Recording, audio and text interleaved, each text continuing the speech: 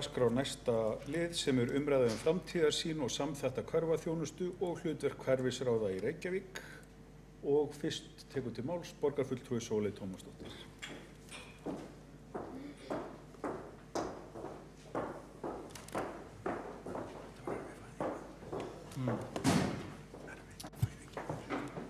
Forseti, góðir borgarfulltrúar.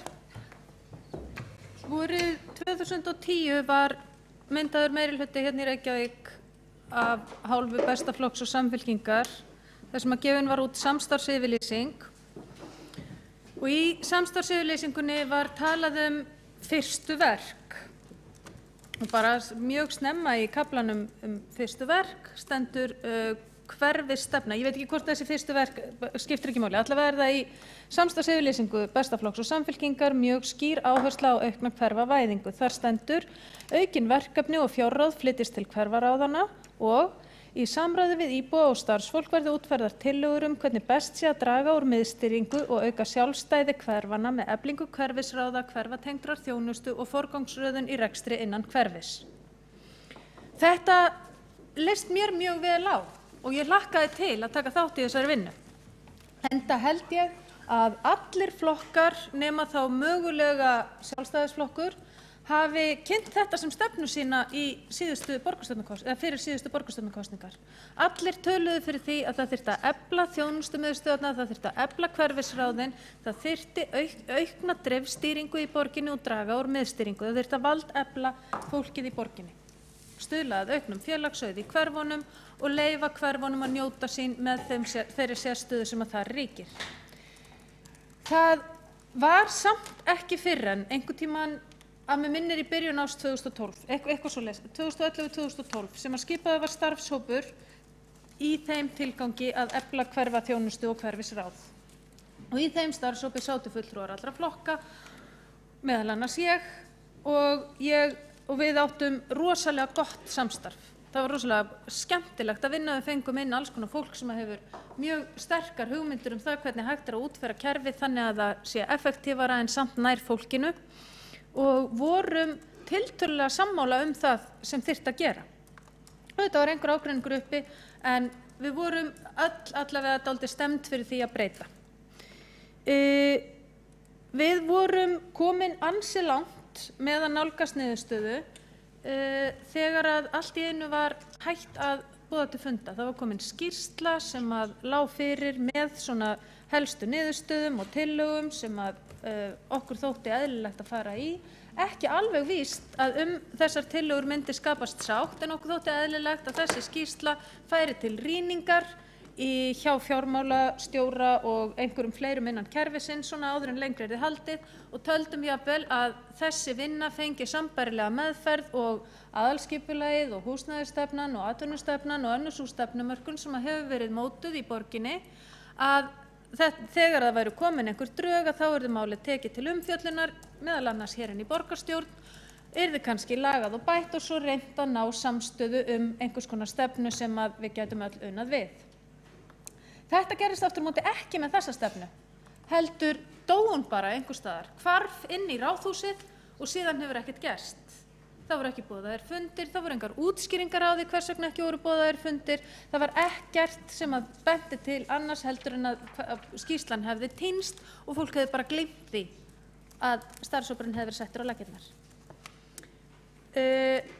Eðli málsins samkvæmt og sú leið sem að ég hef til þess að fara þegar að svona mál koma upp og þetta nú ekki einsdæmi svo sem, það hefur alveg gerst að það hafi af ýmsum ástæðum bara lagst niður starfshópar meðal annars vegna ágreinings eða vegna þess að ekki þykir ástæða til þess að halda áfram með verkefninu á einhverjum ástæðum.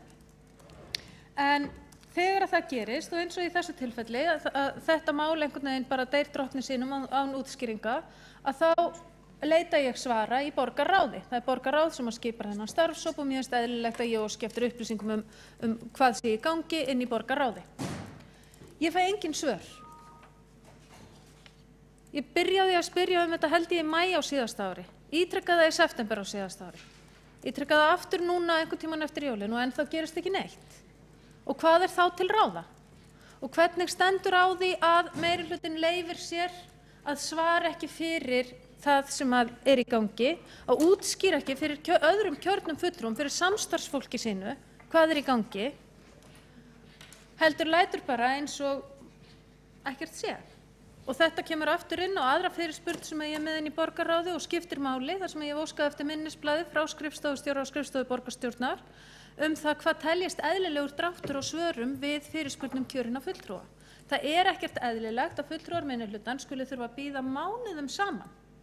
Og það eru fordæmi fyrir því að við höfum þurft að bíða árum saman eftir svörum við fyrirspurnum. Það okkar lýðræðislegi réttur að afla okkur upplýsinga, við eigum að gera það með skriflegum fyrirspurnum, en það hlýtur að vera einhver regla það hvernig skuli farið með slíkar fyrirspurnir. En nóg það, ég hef ennþá ekki fengið nein svör það hvernig þessum starfshópi líður, ennþá formlega séð hefur engin útskýring komið á því hvers vegna ekki verið að funda í þessum starfshópi og hvers vegna þessi skýrsla hefur ekki verið lögð fram neins staðar. Ég myndi mjög gjarnan vilja að, ég með skýrsluna auðvitað undir höndum vegna þess að ég siti í starfshópnum, en hún rækilega stimpluð sem trúnaðarmál og ég ætla ekki að brjóta trúnað við félaga mína í þeim starfshópi. Ég get þó sagt að tillögurnar voru róttækar og þær snerust það að breyta kerfinu eins og ég hef sagt hér áður.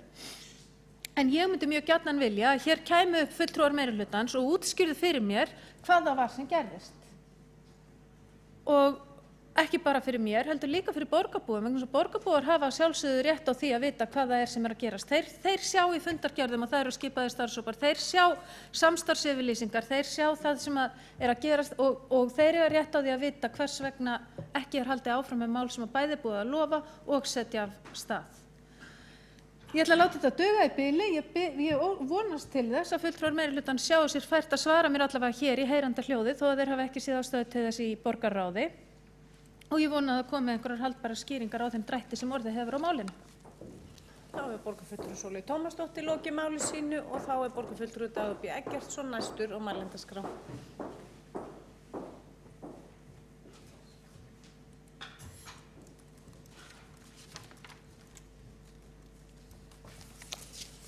Forseti, ágæta borgarstjórn. Ég vil nú byrja á því að þakka fyrir að setja þessi mál á dagskrá í borgarstjórn og gott tilefni til að fara aðeins yfir þau. Það rétt sem að borgarfulltrúi Sólveig Tómasdóttir rifjaði upp hér í upphafi að sá meirihluti sem nú situr vill stuðla að hverfavæðingu þjónustunnar og lýðræðisins í borginni og var með það sem hluta af sinni samstarfsyfirlýsingu. Varðandi hverfaþjónustuna þá það líka rétt að ekki verið tekin eitthvað sem við getum kallað heildstæð skref fyrir alla borgina á þessu kjörtímabili, heldur var fókusinn settur á Breiðholtið. Þar var skipaður sérstakur hverfisstjóri og þjónustan þróuð á ýmsan hátt undir forystu hans og annarra stofnana í Breiðholti. Nú liggur meðal annars fyrir tillaga nýtt verkefni í Efra Breiðholti sem í frestun í borgarráði, miðjan 111, þar sem á að taka ný skref í fjölskylduþjónustu og það eðlilegt að horft sé til hvoru tveggja þegar ákveðin verða næstu skref varðandi hverfaþjónustuna. Hitt áhersluatriði sem að borgarfulltrúi nefndi, þar sem forgangsröðun verkefna innan hverfa með aukinni þátttöku íbúa hefur verið unnið að rafrænt með verkefninu Betri hverfi og beinni íbúakosningu þar sem að þeim hefur verið forgangsraðað og kosið það og það einmitt núna fyrirhugað í þriðja sinn að fara í þær kosningar og var sérstakt yfirlit lagt fram þetta verkefni í borgarráði á síðasta fundi. Það sem að ekki tókst að klára var starfshópurinn sem að settur var af stað eftir meðal annars umræður í stjórnkerfisnefnd í byrjun árs 2012 sem borgarfulltrúinn rakti. Þetta var starfshópur undir forystu Hilmars Sigurðssonar. Í hópnum voru auk Hilmars Björk Vilhelmsdóttir, Óttar Proppe, Heiða Helgadóttir, Jórunn Frímannsdóttir, Geir Sveinsson og Sólveig Tómasdóttir. Og hópnum var falið að vinna að 4 skilgreindum verkþáttum. Fyrsta lagi tillögur til borgarstjóra og borgarráðs framtíðarsýn, borgarstjórn samþætta hverfaþjónustu og fyrirkomulag hennar. Meðal annars verði tekið mið af hugmyndum frekari verkefnaflutning frá ríki til sveitarfélaga á sviði heilbrigðis- og öldrunarþjónustu, framhaldsskóla og öðrum verkefnum, setja fram sýn á framtíðarhlutverk hverfaráð og lykiláherslu við að efla íbúalýðræði. Í fjórða lagi verði tekið mið af þróun rafrænna lausna og annarra nýbreytni í samvinnu borga og borgarbúa eftir því sem tök eru á. Hópurinn mun hafa hist alls 8 sinnum. Eitt af leiðarljósunum í starfi hans var að leggja áherslu á pólitíska samstöðu við að hrinda í gang breytingum á þjónustu og hverfisráðum og að tryggt yrði að sú samstaða yrði órofin á innleiðingartímabilinu. Þegar drög að allróttækum tillögum lágu fyrir fóru fulltrúar í hópnum inn í sitt bakland með þær og ég held að í stuttu máli megi segja að þessi sýn á samstöðu í gegnum innleiðingartímabilið að það var mat meirihlutans að það væri mjög líklegt að hún væri ekki fyrir hendi að mér skur ekki á þessum tímapunkti. Þar getur ýmislegt komið til. Í fyrsta lagi má nefna að á þessum tíma var auðvitað mjög umfangsmikil sameining í miðlægri stjórnsýslu sem margir telja reyndar að sé æskilegt skref áður en farið í næstu róttæku skref í hverfaþjónustu. Þá erum við að tala stofnun skóla- og frístundasviðs, þá erum við að tala sameiningu umhverfis og skipulagssviðs. En þar má reyndar geta þess að það heilmikil uppstokkun á hverfatengdri þjónustu þar með endurskilgreiningu hverfabækjastöðva, með sameiningu þeirra og stöðva garðyrkjunar og svo framvegis. En það kannski ekki meginmáli hér. Í öðru lagi að eins og vikið að í einheltisbréfinu að þá talað að tekið verið mið af hugmyndum frekari verkefnaflutning frá ríki til sveitarfélaga. Árið 2012 var ljóst að flutningur á málefnum aldraðra sem stefnt hafi verið á raun því ári eða árinu eftir myndi taka lengri tíma og jafnvel voru komnar upp efasemdir hjá einhverjum að þessi verkefni ættu að öllu leyti heima hjá sveitarfélögum. Flutningur framhaldsskólana í óvissu, þannig að sá þáttur alls ekki skýr. Það eru auðvitað alveg sér umræða hvort við að bíða eftir framtíðarsýn á því sviði, en allavega getur það skipt máli í því hvernig við skipuleggjum okkar verkefni. Að síðustu, því að það alveg rétt hjá borgarfulltrúunum að það voru ekki tekin róttæk heildstæð skref í hvað þjónustuna varðar, aukna hverfaþjónustu, að þá vil ég samt halda því til haga og það fyrir hönd alls meirihlutans að það engin bilbugur á þessum meirihluta að vinna áfram að þeirri sýn. Og það kemur ekki á óvart þó að þetta eitt af umfangsmestu verkefnum á næsta kjörtímabili. Því að við vorum bara síðast að ræða það á síðasta borgarstjórnarfundi að við höfum öll áhyggjur af því að íbúar borgarinnar, þeir gefa þjónustu borgarinnar þó að góð sé slakari einkunn heldur en þeir sem að upplifa hana nær sér. Og hverfavæðing þjónustunar klárlega eitt af svörunum við því. Að flytja völd, ábyrgð og þjónustu eins nærri notendum og hægt veita hana heildstætt, þverfaglega en ekki í bútum þar sem verið að senda fjölskyldur milli skrifstofa eða þjónustustofnana. Þetta sú sýn sem við trúum á og viljum vinna áfram þó að áherslurnar á þessu kjörtímabili hafi verið á Breiðholtið, á betri hverfi, á hverfisbækjastöðvarnar og svona harðageirann auk samþættingar og sameiningar í miðlægri stjórnsýslu. Þá borgarfulltrúi Dagur B. Eggertsson lokið máli sínu og þá næstur á mælendaskrá borgarfulltrúi Sóley Tómasdóttir.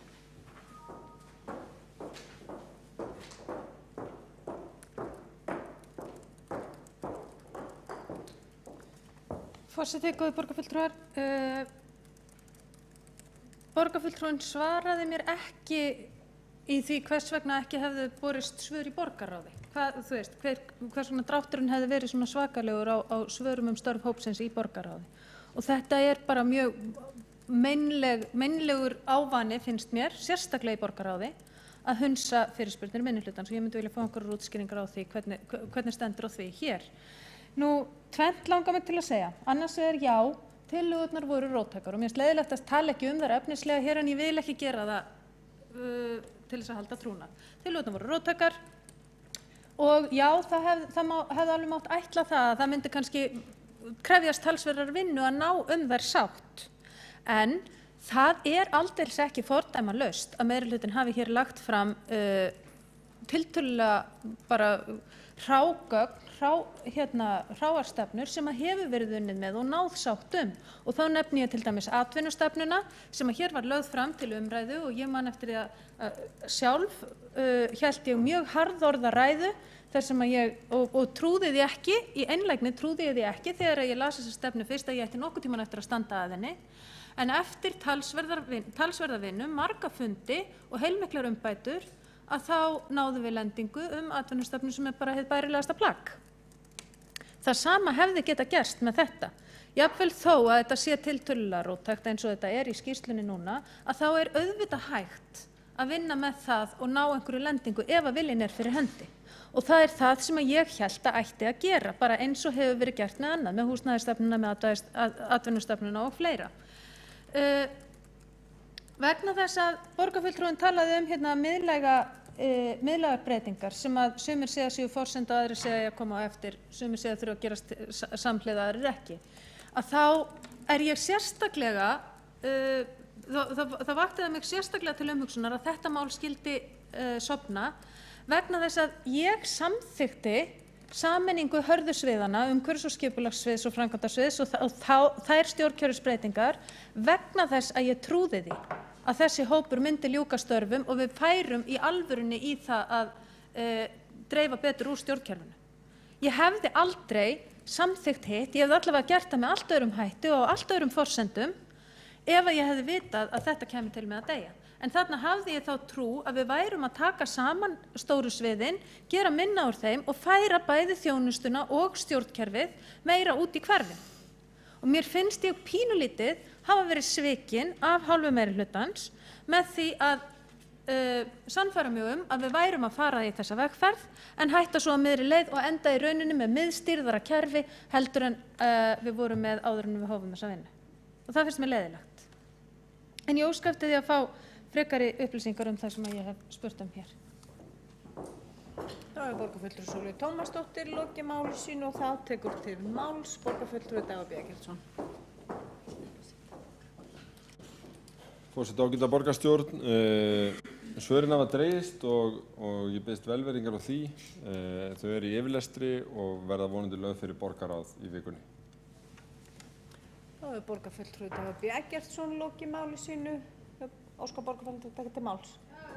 Ansvar, já, þá borgarfulltrúi Sólveig Tómasdóttir óska eftir því að veita ansvar við ræðu borgarfulltrúans. Forseti, góða borgarfulltrúar, ég vil bara vekja athygli á því að nú hef ég í tvígang á þessu ári, það nú ekki langt liðið af árinu, þurft að fara með það á opinberan vettvang að ég fá ekki svör við einhverju sem ég spyr í borgarráði og í hvert skipti sem að það kemur fram opinberlega að þá eru svörin lögð fram í sömu viku.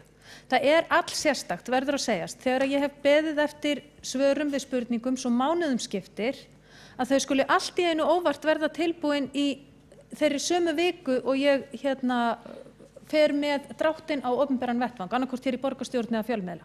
Það verður að segjast að það sérstakt. Þá hefur borgarfulltrúi Sólveig Tómasdóttir lokið við það að veita ansvar. Þá hafa ekki fleiri hvatt sér hljós undir þessum dagskrárlið og telst umræðu lokið. Við förum í þriðja mál á dagskrá sem umræða aukið gagnsæi í